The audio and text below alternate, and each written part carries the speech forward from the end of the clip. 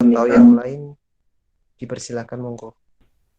Iya Pak, saya mau bertanya seputar Bali. Jadi ada sepasang suami istri. Nah, ketika si perempuan selingkuh, misal perempuan itu selingkuh sama laki-laki lain, nah terus dirinya itu hamil bersama laki-laki itu lain. Jadi ada sepasang suami istri. Nantinya anaknya itu ke siapa Pak? Juga yang berhak menjadi wali bagi anak itu siapa? Terima kasih.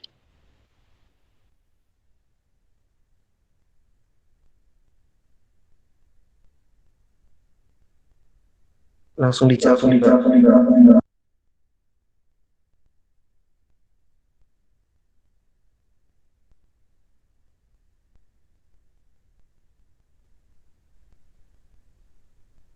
Cek, Bapak.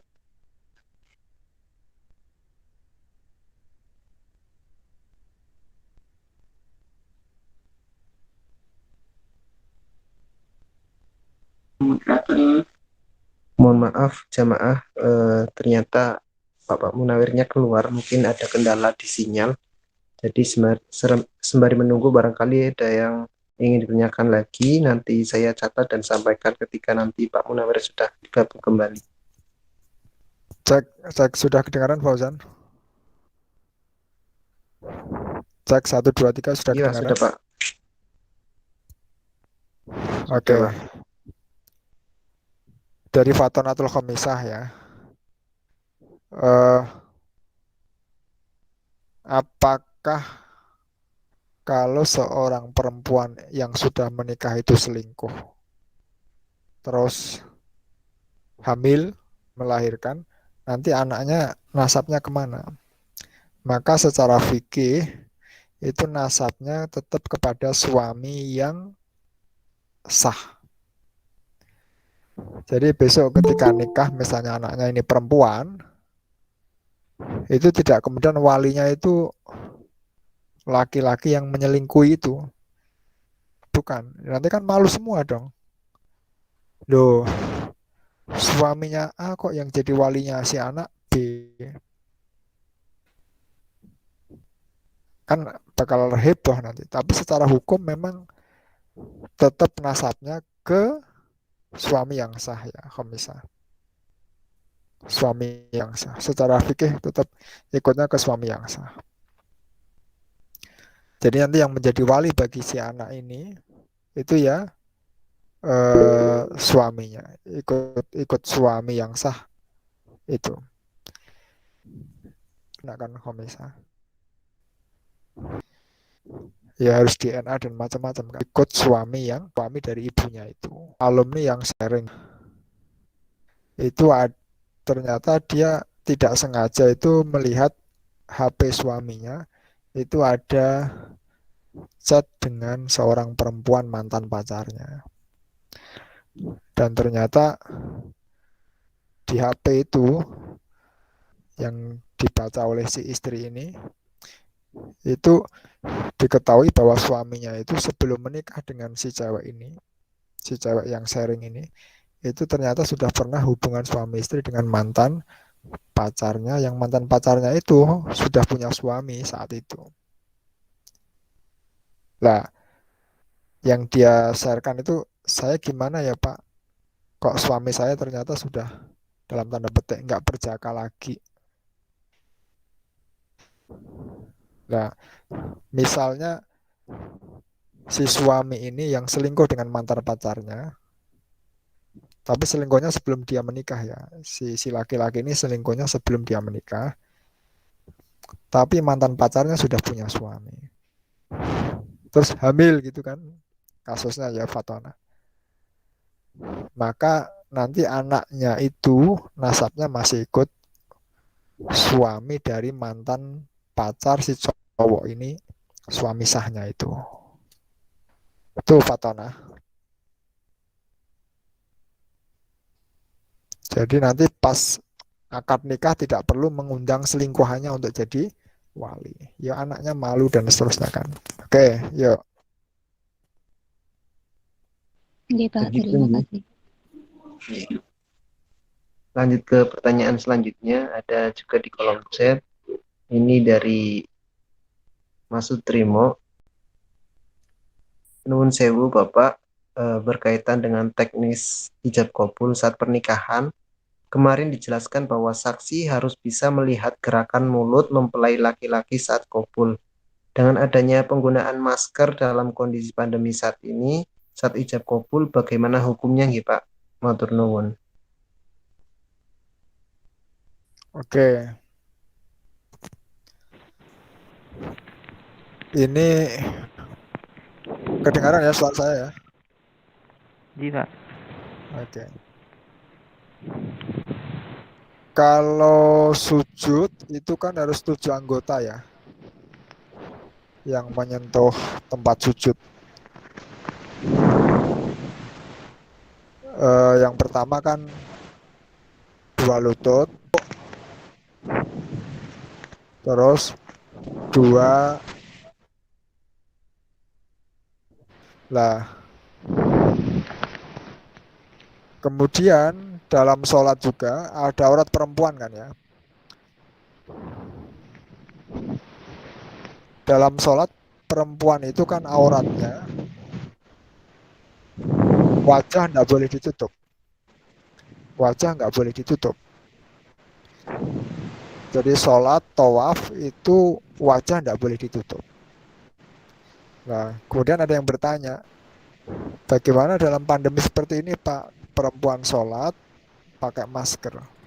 Itu jawabnya boleh, karena darurat. Itu jawabnya boleh karena darurat. Maka dalam kasus pertanyaannya Mas Trimo tadi, karena pandemi itu darurat, maka itu pendapat saya itu boleh Mas Trimo. Karena darurat, sebagaimana perempuan yang sholat, itu kan wajahnya tidak boleh ditutup mestinya.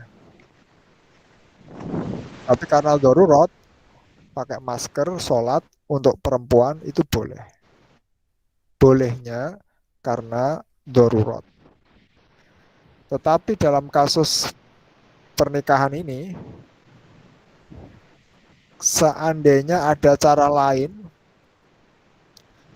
yang memungkinkan untuk bisa terlihat mulutnya, dan cara lain ini juga sama-sama aman, maka pakai cara lain, yaitu pakai face shield. Ya Mas Tirma ya, pakai face shield. Artinya darurat itu Ji Pak. darurat itu jika sudah tidak ada alternatif lainnya yang sama-sama aman, maka boleh pakai masker. Kalau kasusnya darurat, tidak ada lagi alternatif yang lain. Tapi kalau masih bisa alternatif lain dan sama-sama aman, pakai face shield, maka yang dipilih pakai face shield dulu supaya kelihatan gerak atau apa tadi gerak bibirnya ketika akad. Itu ya Mas Trimo ya. Ji Pak Munawir. Oke, Matur nuwun. baik, sama-sama. Oke, silakan Fauzan. Masih ada waktu, ini ada 2 pertanyaan lagi di kolom chat Pak, saya bacakan lagi sekalian. Dari pertanyaan Mas Eka, yang pertama, izin bertanya, ketika menikah tapi tidak bisa memenuhi kemauan calon mertua seperti resepsi harus mewah, punya mobil dan rumah, itu solusinya bagaimana nggih? Apakah harus mundur saja dan cari calon yang lain? Kemudian pertanyaan yang kedua, apakah ketika pernikahan ada paksaan, misal karena perjodohan orang tua, itu pernikahannya sah? Itu pertanyaan Pak. Oke, untuk pertanyaan yang pertama, ini berarti sudah tidak lagi masalah fikih ya, tapi ini masalah sikap. Karena dalam fikih tidak ada syarat begitu. Tidak ada syarat harus resepsinya mewah atau tidak. Jadi mohon maaf ya, kadang budaya kita memang seperti itu.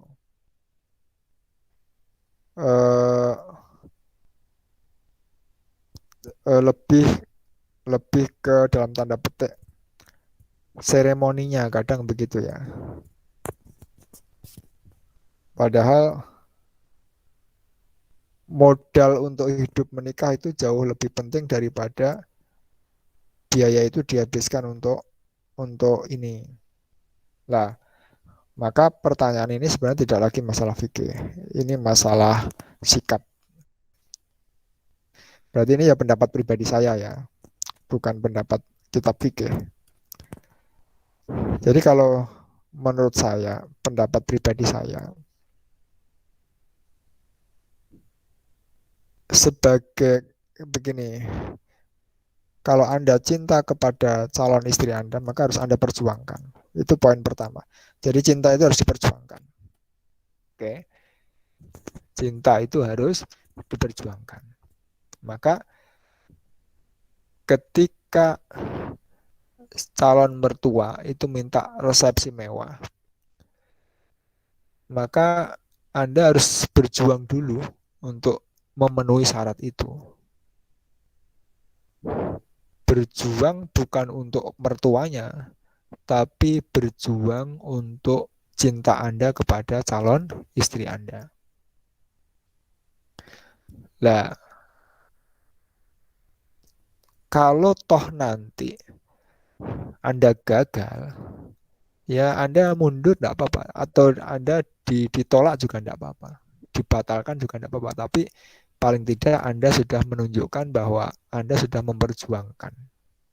Sehingga di mata calon istri Anda itu Anda benar-benar cinta. Jadi singkatnya atau gampangnya, jangan mundur, tapi Anda harus memperjuangkan sampai ya titik akhir. Kalau memang benar-benar tidak mampu ya sudah. Tapi perjuangan Anda itu nanti akan dinilai sebagai sesuatu yang lain. Tapi kalau belum apa-apa Anda mundur, itu ya berarti cinta Anda kepada calon istri Anda nggak cinta beneran. Karena Anda nggak berani berjuang. Oke, makanya misalnya, atau calon istri minta, saya mau tapi mas kawinnya 100 juta. Anda bilang saja, ya saya akan memperjuangkan. Lah kok sampai hari H Anda tidak mampu, ya Anda bilang saja, mohon maaf, saya sudah berjuang tapi saya belum mampu. Terserah mau diterima atau tidak, tapi paling tidak saya sudah berjuang. Nah nanti kan calon istri Anda bisa menilai, oh ternyata cintanya memang gede, buktinya dia berjuang benar-benar sekalipun sampai pada hari H belum mampu. Itu Anda lebih gagah gitu loh, daripada belum apa-apa Anda kok mundur.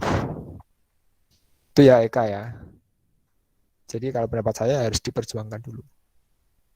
Cinta itu harus diperjuangkan. Oke. Kemudian pendapat yang kedua, apakah ketika pertanyaan kedua, ini nanti sebenarnya jawaban dari pertanyaan ini itu adalah menu kita minggu depan. Jadi minggu depan itu kita akan membahas masalah tentang nikah paksa. Jadi saya jawabnya minggu depan saja atau gimana, Mas Eka Nurrahman? Jawab sekarang. Kalau jawab sekarang ya menjadi agak basi materi minggu depan. Tapi ya tidak apa-apa karena ini fikih ya. Fikih kebutuhannya sekarang, jadi saya harus menjawab sekarang. Oke, jawabnya kalau kasusnya begitu pernikahannya tetap sah. Karena sahnya nikah itu tidak ada hubungannya dengan dipaksa atau tidak. Tapi rukun-rukunnya terpenuhi. Ada wali, 2 saksi, akad, calon suami, calon istri, terus mahar. Secara fikih itu sudah sah. Walaupun tidak cinta, walaupun dipaksa, asal itu terpenuhi, maka akad nikahnya sah. Itu ya, Mas Eka Nurrahman. Oke, Fauzan, silahkan. Nggih, pertanyaan sudah terjawab nggih Mas Eka. Jadi diperjuangkan untuk cintanya sampai apa yang diinginkan tercapai gitu. Silakan monggo, masih ada waktu sekitar 10 menit barangkali dari jamaah yang lain ingin menanyakan sesuatu kembali. Persilakan.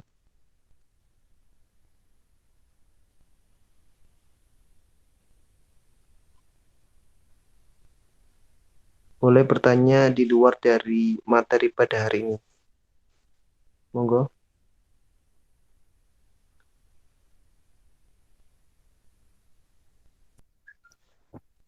Nggih, Pak. Alhamdulillah untuk terlaksana dan tadi ada beberapa pertanyaan yang menarik. Kemudian juga ada bocoran terkait dengan kajian selanjutnya mengenai nikah yang dipaksa. Silakan untuk jamaah yang hari ini bergabung bisa mengikuti kajian selanjutnya karena ini merupakan tema yang menarik untuk dibahas di minggu depan.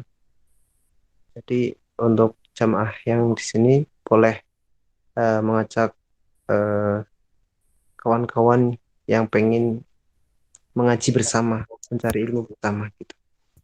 Barangkali jamaah yang di sini ada yang tidak mengikuti dari awal bisa cek di YouTube Masjid Darun Najah Win Saisu. Di situ sudah banyak sekali kajian-kajian yang sudah dilaksanakan dan untuk kajian selanjutnya di minggu ke depan tadi sudah dibocoran. Mungkin itu saja dari saya selaku moderator pada malam hari ini. Mohon maaf apabila banyak tutur kata yang masih kurang rapi atau mungkin banyak salah. Saya mohon maaf. Sekian dari saya. Wallahul muwaffiq ila aqwamit thoriq. Wassalamualaikum warahmatullahi wabarakatuh. Waalaikumsalam warahmatullahi wabarakatuh. Oke, terima kasih kawan-kawan sudah nemani.